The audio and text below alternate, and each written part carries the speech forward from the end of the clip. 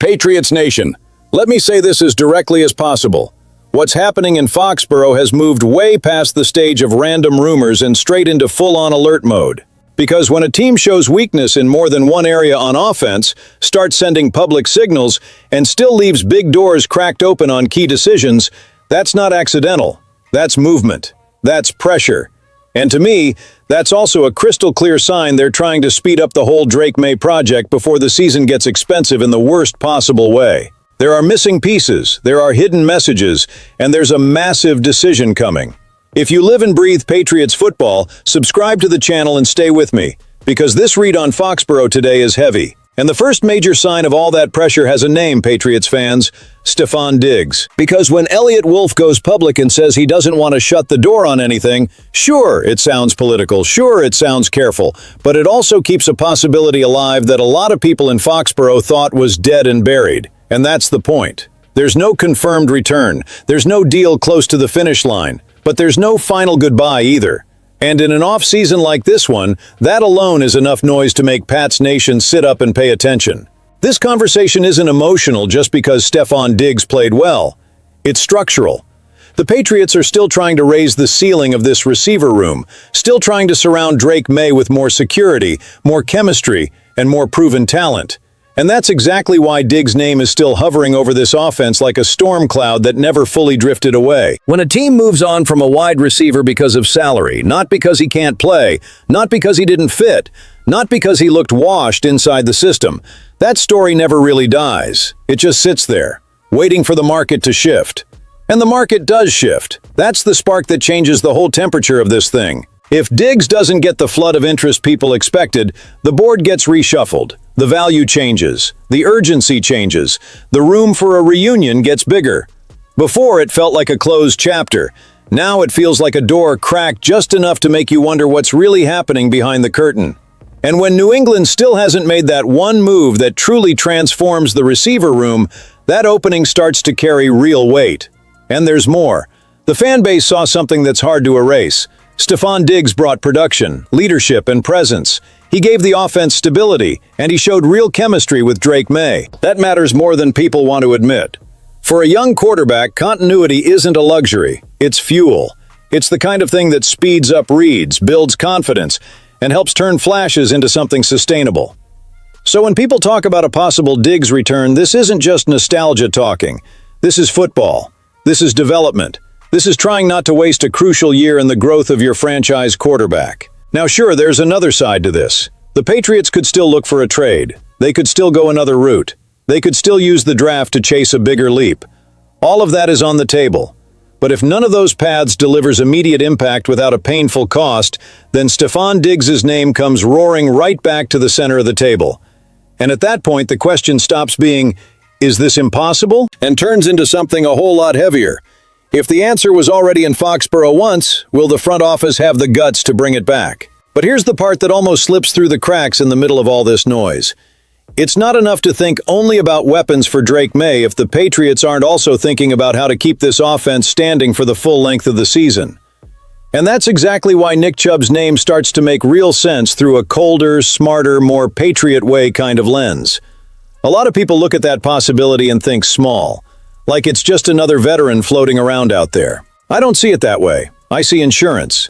I see protection against the chaos a 17-game season always drags through the door. Because right now, New England has two important running backs, but it doesn't have the kind of depth a serious team needs if it wants to survive a long season without watching the whole offensive blueprint go up in smoke the moment somebody gets banged up. Ramondre Stevenson and Travion Henderson are an interesting duo, no doubt. There's power, there's burst, there's variety.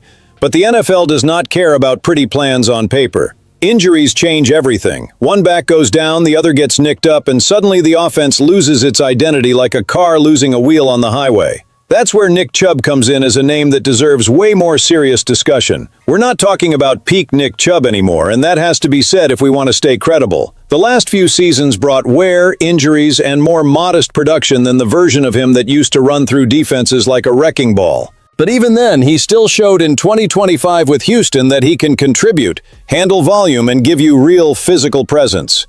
15 games, over 500 yards, a respectable average per carry, touchdowns, experience. It's not glamorous headline material, it's real utility. And that might be exactly why the idea is so good. Nick Chubb wouldn't have to walk into Foxborough as a savior. He'd walk in as a layer of protection for an offense that cannot afford to become one-dimensional. Because if something happens to Stevenson or Henderson, do you want a late-round rookie emergency option carrying that load? Or do you want a veteran who knows what NFL punishment feels like, who knows how to read the game, who knows how to survive in the league's meat grinder? To me, that answer is obvious. And beyond that, a move like this fits the rest of the offseason. If the Patriots are trying to strengthen protection, give the quarterback more stability, and build an offense that's less fragile, then adding Nick Chubb would be a move rooted in logic, not desperation. It doesn't solve everything by itself. It doesn't transform the franchise alone. But it strengthens the floor of the team. And sometimes that's exactly what separates a promising offense from one that caves in the second the season gets tight. So the question isn't whether Nick Chubb is still a star. The question is whether Foxborough is smart enough to recognize the value of a veteran before the need turns into a five-alarm fire. And in the middle of all the talk about stars, reunions, and depth, maybe the most underrated move of this entire offseason has been Julian Hill. And I think that point deserves a whole lot more respect from Patriots fans than it's getting right now. Because a lot of people saw the contract, saw 3 years, saw the money, and sprinted straight to the easiest conclusion. Great, New England paid real money for an ordinary tight end to be TE2. But when you slow down and actually look at the incentives and the roster context, the picture starts changing. And it changes for the better. The Patriots have been sending clear signals that protecting Drake Maye more seriously in 2026 is the beating heart of this offseason. That's the center of gravity. That's not empty podium talk. That's a direction you can see in the signings, in the profiles of the players they've brought in, and in the overall logic of what they're trying to build. The addition of Elijah Vera Tucker pointed that way. Reggie Gilliam points that way too. And to me, Julian Hill fits right into that same lane. Less headline shine, more real-world value when it comes to keeping the offense structurally sound. The contract incentives tell a story. When a tight end has triggers tied to offensive snap counts and a reception number that isn't exactly sky-high, that suggests a role. It suggests steady presence. It suggests a player who might be there more to keep the machine running than to become a stat sheet darling. And honestly, that makes a lot of sense. Hunter Henry already has a meaningful role as one of Drake Maye's trusted targets. The Patriots didn't necessarily need another tight end to walk in and steal that spotlight. What they needed was more help sustaining the line, sealing edges, supporting the run game, and buying the quarterback that extra half second to let plays breathe. That's the part rushed analysis keeps missing. Julian Hill may not be the sexiest signing of the offseason. He may not light up social media. He may not sell jerseys. But he could be exactly the kind of piece that makes the whole machine run better. And football is full of that. Sometimes fans look at a move and want fireworks. But what wins games, and especially what protects a young quarterback in a pivotal year, is structure. It's details. It's hand-to-hand combat in the trenches. It's somebody doing the dirty work so the stars can do the flashy work. After what happened to the offensive line late in the season, especially in the biggest moments, it would have been irresponsible for the Patriots to ignore this kind of reinforcement. So I'm going to say it plainly. If Julian Hill helps keep Drake Maye upright, opens lanes for the backs, and gives this offense more balance, this signing is going to look a whole lot better in a few months than it does right now. And that opens up a huge question for the rest of the offseason. Is Foxborough just building a more talented roster, or is it actually building a more grown-up offense? And that's exactly why Mike Vrabel's comments about the receiver room can't be treated like some generic coach-speak answer.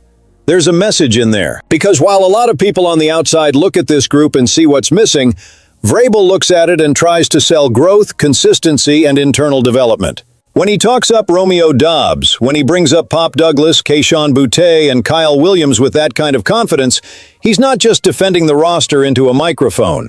He's signaling what Foxborough may actually be betting on. Adding help, yes, but without blowing up their belief in what's already in the building. And that creates real tension.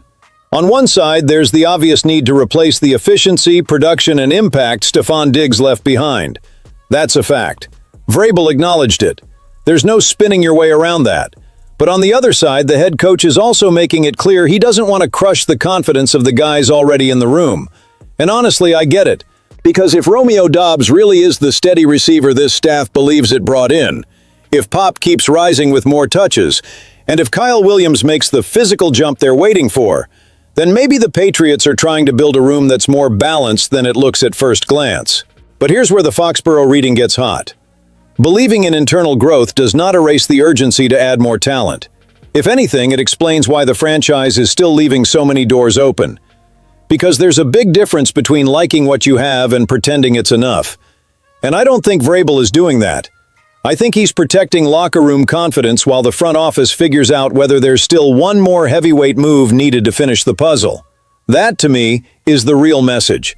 The Patriots are not standing still. They're measuring how far Romeo Doubs, Pop Douglas, Kayshon Boutte, and Kyle Williams can take this group, while still keeping their eyes wide open for a bigger swing if one shows up. And when a team is trying to balance internal belief with outside aggression, that usually means it knows it still hasn't arrived. So now I want to hear from Patriots fans. Would you buy into this receiver room as it stands? Or do you still feel like it needs one more alpha name to change the entire temperature of the offense? At the end of the day, Patriots fans, when you put it all together, with Stefon Diggs still hanging over the conversation, Nick Chubb showing up as smart insurance, Julian Hill looking like a protection piece, and Mike Vrabel defending the internal growth of the receiver room, the picture becomes crystal clear. Foxborough knows it has to act. The paths are different. One gives you immediate punch, one gives you depth, one gives you structure. One bets on the growth already in the building, but all of them point to the same truth. The Patriots are trying to speed up the Drake Maye project without losing their identity in the process. And that's exactly why this offseason feels so heavy. So sound off in the comments. Which move would you make first? Because in New England, the wrong decision right now could come back like a tidal wave later.